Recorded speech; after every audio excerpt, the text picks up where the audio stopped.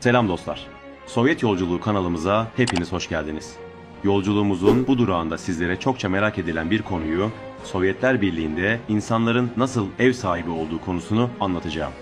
Sosyalist sistemde barınma hakkı ve kapitalist mülkiyetten farkını da konu içinde aktaracağım. Batı dünyasında ev sahibi olmak çoğu insan için bir hayal, ömür boyu sürecek bir borç yüküdür. Bitmeyen krediler, bankalara bağlılık, faiz oranları, icra tehditleri, kapitalizmin gerçeği budur. En temel hak olan barınma hakkı bile paraya teslim edilmiştir. Evler, insanların ihtiyacından çok yatırımcıların kar iştahını doyurmak için inşa edilir.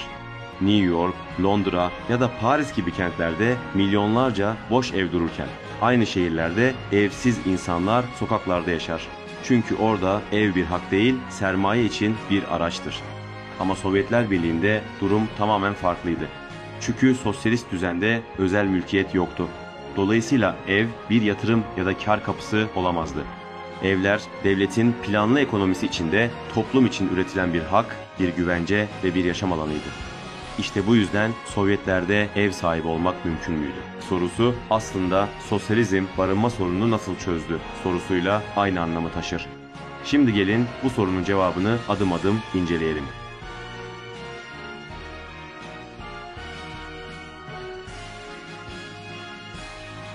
Sovyetler Birliği'nde konut bir meta değil, kamusal bir haktı. Sovyet Anayasası'nın birçok maddesinde vatandaşların barınma hakkı güvence altına alınmıştı. Kapitalist ülkelerde ev piyasası sürekli fiyat dalgalanmalarına ve vurgunculuğa açıkken Sovyetlerde vurgunların yani haksız kazanç elde etmenin direkt kendisi yasaktı. Bir evin fiyatı yoktu ve olamazdı. Çünkü ev alınıp satılan bir şey değildi.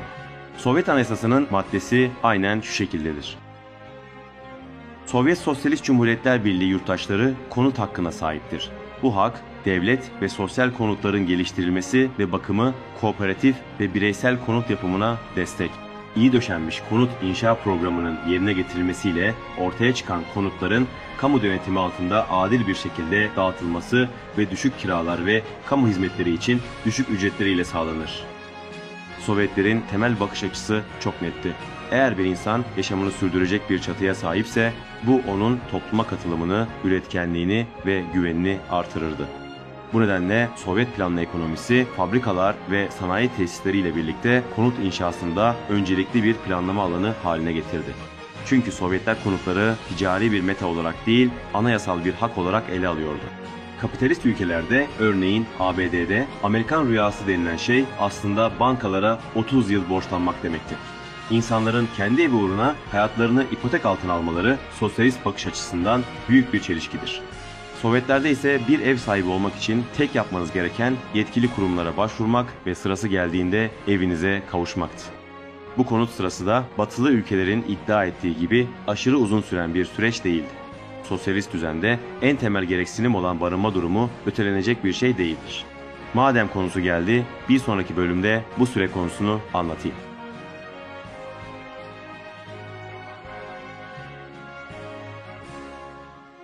Sovyetler Birliği'nde bir eve sahip olmanın yolu bankalardan kredi çekmek ya da arsa alıp müteahhitlerle anlaşmak değildi. Burada sistem tamamen devletin planlı ekonomisine dayanıyordu. Konutlar devletin veya kooperatiflerin inşa ettiği büyük projelerden çıkıyordu ve bunlar doğrudan halka tahsis ediliyordu. Peki bu dağıtım nasıl işliyordu? Ev dağıtımı, merkezi planlama ve halkın bizzat yönetimde olduğu yerel yönetimler aracılığıyla yapılırdı. Çalıştığınız iş yeri, bağlı olduğunuz sendika veya yerel kurumlar başvurunuzu değerlendirir ve uygun bir daire tahsis ederdi. Devlet açısından bu bir lütuf değil, zaten yapılması zorunlu bir görevdi. Bekleme listeleri her zaman olmazdı. Genellikle büyük şehirlerde ve savaş sonrası yıkım döneminde talep çok yüksek olduğu durumlarda oluştu. Bu listeler kapitalist ülkelerdeki gibi kim daha çok para verirse olgusuna göre değil, kimin ihtiyacı daha acil ve toplumsal olarak daha öncelikli ise ona göre hazırlanıyordu. Nitekim savaş sonrasında 1950'lerde bekleme sürelerini kısaltmak için büyük bir konut seferberliği başlatıldı. Rakamlarla konuşacak olursak 1956'dan 1965'e kadar yaklaşık 54 milyon kişi yeni inşa edilen apartmanlara taşındı. Bu, dünya tarihinde eşi görülmemiş bir konut politikasıdır. Kapitalist batıda milyonlarca insan hala kiraların altında ezilirken, Sovyetler Birliği'nde sıradan işçiler bile kısa sürede kendi evlerine kavuşabiliyordu. Bekleme süreleri kapitalist ülkelerdeki gibi belirsizlik ve çaresizlik değil, umutla dolu bir süreçti. Çünkü Sovyet yurttaşı şunu biliyordu: devlet bana ev verecek, bu benim hakkım. Bu süreçte en önemli nokta toplumsal dezavantajlılık sıralamasıydı. Örneğin tek başına yaşayan biri ile 3 çocuklu bir ailenin ihtiyaçları aynı değildi. Yeni evlenen çiftler, çok çocuklu aileler, savaşta yurdunu savunup dönen askerler veya toplum için kritik görevlerde çalışan doktor, öğretmen gibi meslekteki kişiler öncelikli olurdu. Yani sistem toplumsal yararı önceleyen bir mantığa sahipti.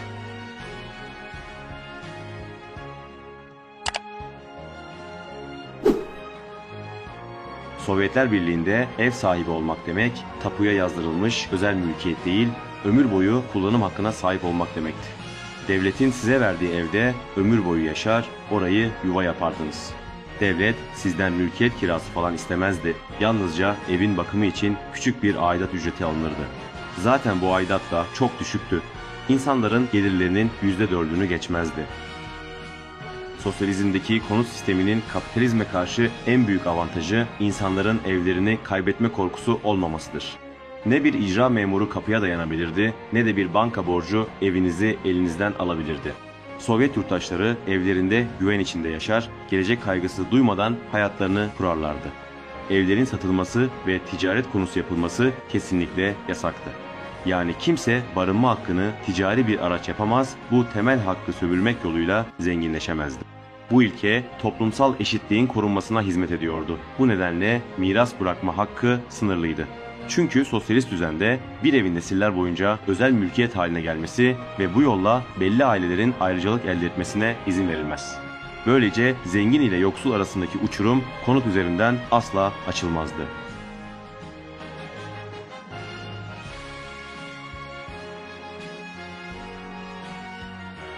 Sovyetler Birliği'nin konut politikası yalnızca 4 duvar vermekte kalmadı, aynı zamanda yeni bir toplumsal yaşam biçimi inşa etti. Yeni apartmanlarda kreşler, kütüphaneler, ortak çamaşırhaneler, oyun alanları ve geniş yeşil bahçeler planlanırdı. Böylece insanlar sadece ev sahibi olmazdı, aynı zamanda kolektif yaşamın bir parçası haline gelirdi. Komşuluk ilişkileri güçlüydü. Aynı apartmanda bir mühendis, bir işçi, bir doktor yan yana oturabilirdi. Bu, kapitalist toplumlarda görülen sınıfsal ayrımların aksine eşitlikçi bir toplumsal yaşamın pratikteki yansımasıdır. Sovyet şehir planlamacıları barınmayı sadece bireysel bir ihtiyaç olarak değil, toplumsal bir hak olarak gördükleri için küçük mahalleler de tasarlamışlardır. Bu mahallelerde okul, sağlık ocağı, market, park gibi tüm ihtiyaçlar yürüyüş mesafesinde olurdu. Kapitalist şehirlerde işçi sınıfı genellikle işçi mahallesi olarak adlandırılan düşük gelirlilerin yaşadığı kenar mahallelere itilirken Sovyetlerde bu durum görülmezdi. Çünkü herkes aynı yaşam alanlarını paylaşırdı.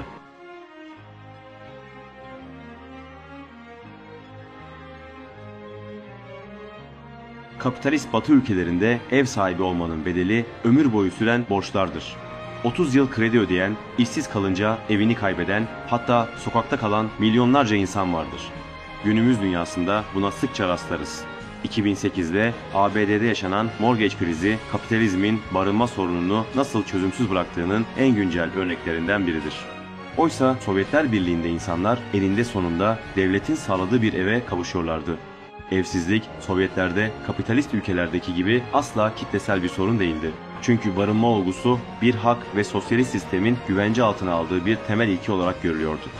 Sonuç olarak Sovyetler Birliği'nin sistemi özel mülkiyet olmadan da insanların güvenle ev sahibi olabileceğini kanıtlamıştır. Batı'nın insanı borç batağına sürükleyen kapitalist sistemine karşı Sovyetler barınmayı toplumun ortak emeğiyle yaratılmış bir hak olarak ifade etmiştir. Bu, sosyalizmin kapitalizme karşı en büyük üstünlüklerinden biridir. Evet dostlar, videomuzda anlattığımız gibi Sovyetler Birliği'nde ev sahibi olmak kapitalist anlamda tapulu bir mülkiyet değil, ömür boyu güvence altına alınmış bir yaşam hakkıydı. İnsanlar evlerini kaybetme korkusu yaşamadan devletin sağladığı barınma hakkıyla hayatlarını sürdürmüşlerdir. Kapitalist Batı'da evler parası olanın elindeyken Sovyetlerde evler toplumun ortak emeğiyle herkese ulaştırıldı. Bu nedenle Sovyet konut sistemi sosyalizmin insana sunduğu en somut kazanımlardan biridir. Bugün hala birçok batılı ülkede milyonlarca evsiz insan sokaklarda yaşarken, Sovyetler Birliği'nin konut politikası insana ve topluma öncelik vermenin ne anlama geldiğini bizlere hatırlatmaya devam ediyor. Eğer buraya kadar izlediyseniz Sovyetlerde ev sahibi nasıl olunur artık daha iyi biliyorsunuz. Eğer bu video sizin için faydalı olduysa beğenmeyi ve Sovyet Yolculuğu kanalımıza abone olmayı unutmayın. Kanalımızda Sovyetleri ve dünya sosyalist hareketlerini konu alan belgesel tadında pek çok video yayınlıyorum. Diğer belgesel videolarımıza göz atmak isteyen dostlar için de sağ üstte video listesini bırakıyorum, oradan izleyebilirsiniz. Sovyet insanının gündelik yaşamına dair başka videolarda hazırlıyorum. Neyi merak ediyorsanız yorumlara yazabilirsiniz. Diğer videolarda tekrar buluşmak üzere. Şimdilik hoşça kalın, dayanışmayla kalın.